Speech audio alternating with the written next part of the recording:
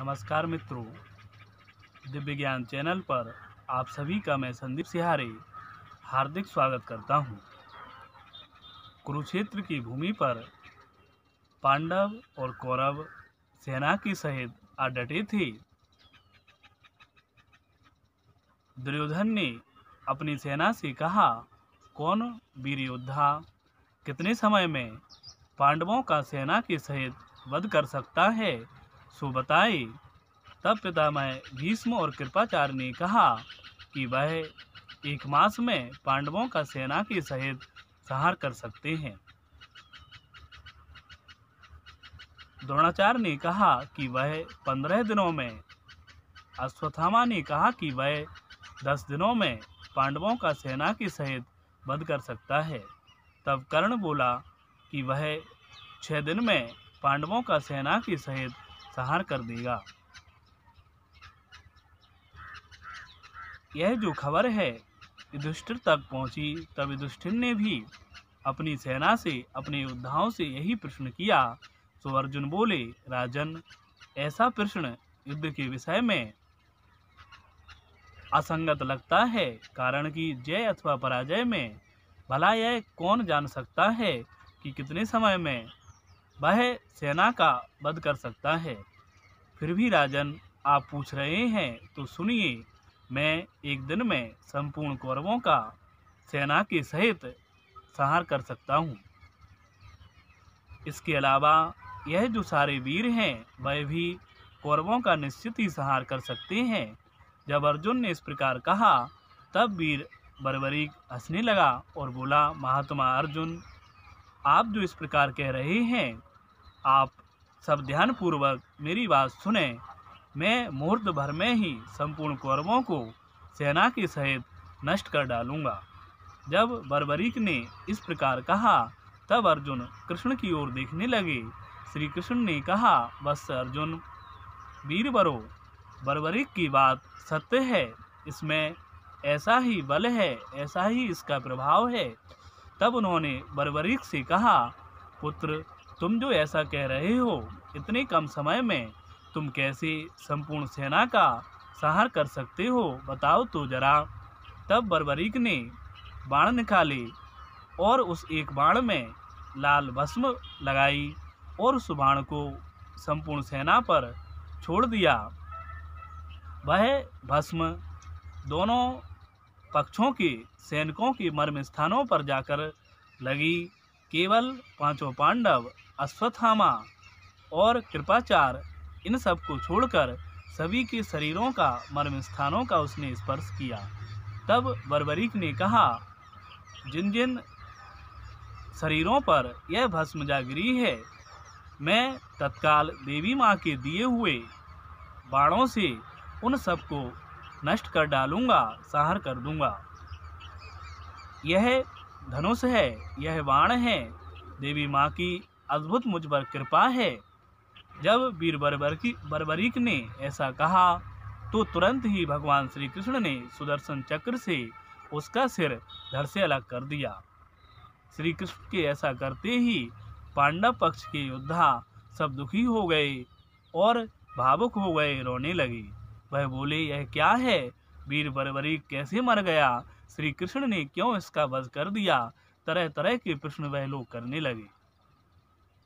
कोई श्री कृष्ण को दोष देने लगा। इतने समय में ही नव दुर्गाएं वहां पर आ गईं और भगवती चंडिका देवी ने उच्च स्वर से कहा, सभी वीर योद्धाओं, मेरी बात ध्यानपूर्वक सुनो। यह जो श्री कृष्ण है, साक्षात परमात्मा है, इन्हें दोष देना व्यर्थ है। यह एक पूर्व कथा है, मैं उसे सुनाती हूँ। देवलोक में सुमेरु पर्वत पर सभा लगी हुई थी। उस समय सारे देवता वहां एकत्रित थे। यह धरती माता उनके पास गई और बोली कि आप सब दुष्टों के भार से मुझे हल्का करें, मेरे भार को उतार दें।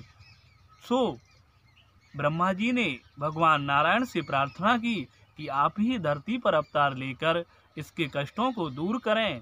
इतने में ही सूर्यवर्चा नाम का यक्षराज बड़े गर्व से बोला कि मेरे रहते हुए यह देवता धरती पर अवतार लें और दुष्टों का संहार करें। यह सब करने की जरूरत नहीं है। मैं अकेला ही अवतार लेकर संपूर्ण दुष्ट राजाओं का संहार कर डालूंगा और इस धरती को, इसके जो भार है उसे हल्का कर दूंगा। जब सूर्यवर्चा ने इस प्रकार कहा तब ब्रह्मा जी उस पर क्रोधित हो गए और बोले, जो यह महान संकट आ पड़ा है उसे दूर करना हम सब देवताओं के लिए भी बड़ा कठिन हो रहा है, और तुम गर्भ में आकर ऐसा कहते हो, तो जाओ, युद्ध आरंभ होने से पहले ही श्री कृष्ण के हाथों से तुम्हारा वध हो जाएगा। जब ब्रह्मा जी ने इस प्रकार का श्राप दिया तब बर्बरीक जो सूर्यवर्चा था उसने कहा कि भगवान, जब मेरी मृत्यु आपके हाथों से होना निश्चित है, मेरा वध होना ही है, सो भगवान मैं आपसे एक प्रार्थना करता हूँ, मुझे जन्म लेते ही उत्तम बुद्धि दो, जिससे कि मेरा परम कल्याण हो, मुझे मोक्ष की प्राप्ति हो। तब श्री नारायण ने उस सूर्यवर्चा की प्रार्थना स्वीकार कर ली। सो वही वे सब देवतागण, भगवान श्री नारायण और यह सब इस धरती पर अवतरित हुए। यह बर्बरीक वही सूर्यवर्चा था जो श्री कृष्ण के हाथों मृत्यु को प्राप्त हो गया। अतः भगवान श्री कृष्ण को दोष देना आप सबके लिए व्यर्थ है। जब देवी ने इस प्रकार कहा तब श्री कृष्ण ने राजागणों से बोले, देवी ने बर्बरीक के विषय में जो कहा है वह सत्य है। हे देवी, यह एक भक्त का मस्तिष्क है, इसे अमृत से सींचो और अजर अमर कर दो। तब देवी माँ ने तथास्तु कहा और फिर वह मस्तिष्क जीवित हो गया। धड़ का अंतिम संस्कार कर दिया। तब मस्तिष्क जो बर्बरीक था वह श्री कृष्ण से बोला, भगवान मैं इस महाभारत के युद्ध को देखना चाहता हूँ, आप मेरी इस जो कामना है उसे पूरी करें। तब श्री कृष्ण बोले, वीर बर्बरीक, जब तक यह सूर्य, चंद्रमा और तारागण रहेंगे तब तक तेरी धरती पर पूजा होती रहेगी। तू देवियों के द्वारा पूजित होगा। सो इस पर्वत शिखर पर जाओ, तुम संपूर्ण महाभारत युद्ध को देख सकोगे। और श्री कृष्ण ने उसे अपना उत्तम नाम दिया जो संसार में खाटू श्याम से प्रसिद्ध हुआ। वह जगदम्बा आदि शक्तियां भी अंतर ध्यान हो गईं और फिर इसके बाद महाभारत युद्ध शुरू हो गया। शुरू होने से पहले श्री कृष्ण ने अर्जुन को दिव्य ज्ञान दिया जो संसार में गीता ज्ञान से चर्चित है। जब यह युद्ध पूरे 18 दिनों तक चला, इस युद्ध में अंत में पापी दुर्योधन भी मारा गया। तब राजसभा में युधिष्ठिर राजागणों के साथ भाइयों के साथ बैठे हुए थे। सो युधिष्ठिर ने श्री कृष्ण को प्रणाम करके कहा, हे पुरुषोत्तम, इस युद्ध रूपी सागर से आपने हमें पार लगाया है। वास्तव में आपकी महिमा अनंत है, हम बार बार आपको प्रणाम करते हैं। जब युधिष्ठिर ने इस प्रकार कहा तब भीम को बुरा लगा और बोले, राजन आप बार बार कृष्ण की बड़ाई करते हैं, मुझे भूल जाते हैं। मैं भीम हूँ, मैंने सभी कौरवों का वध किया है। यह अर्जुन है, यह सात्विकी आदि वीर हैं, इन सबका आप अपमान क्यों करते हैं। तब अर्जुन को यह बुरा लगा। अर्जुन ने कहा, भाई भीम, आपको अभी कृष्ण के बारे में जानकारी नहीं है, यह परमात्मा है। मैंने युद्ध के समय देखा है, एक पुरुष आगे आगे चलता है और वही शत्रुओं का संहार करता है, मैं तो निमित्त मात्र हूँ। सो भीम हंसकर बोले, भाई तुम्हें भ्रम हो गया है, यह सत्य नहीं है। चलो हम उस पर्वत शिखर पर चलें और पुत्र बर्बरीक से पूछें, वही उसने संपूर्ण युद्ध को देखा है, वह सत्य सत्य बतावेगा। तब सभी पांडव श्री कृष्ण के साथ बर्बरीक के पास आए और बोले, बताओ इस युद्ध में वीर कौन है, किसने ज्यादा वीरता का परिचय दिया है। तब बर्बरीक हंसने लगा और बोला, मैंने एक पुरुष के अलावा किसी को नहीं देखा। उस पुरुष के एक ओर 5 सिर थे, 10 भुजाएं थीं, दूसरी ओर एक मुख था और 4 भुजाएं थीं। एक ओर सुंदर जटाजूट शोभा पा रहा था, दूसरी ओर मस्तिष्क से मुकुट से झिलमिला रहा था। एक ओर सुंदर नागराज शोभित थे तो दूसरी ओर कौस्तुभ मणि थी। इस प्रकार उस पुरुष का मैंने दर्शन किया, वह श्री कृष्ण ही थे।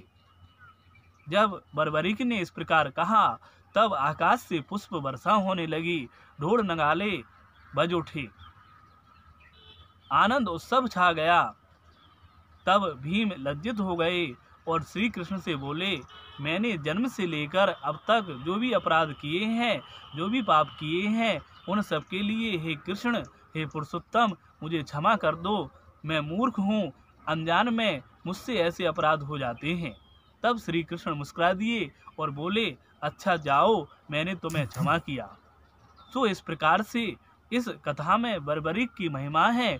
उसने संपूर्ण युद्ध को देखा, पुरुषोत्तम श्री कृष्ण के दर्शन किए, उनके विराट स्वरूप को देखा। यही बर्बरीक वर्तमान में खाटू श्याम से चर्चित हैं, सर्वत्र इनकी महिमा है। सो ऐसे बाबा बर्बरीक के चरणों में मैं शीश झुकाता हूँ। यदि यह जानकारी अच्छी लगी हो तो वीडियो लाइक करें, चैनल को सब्सक्राइब करना ना भूलें। धन्यवाद।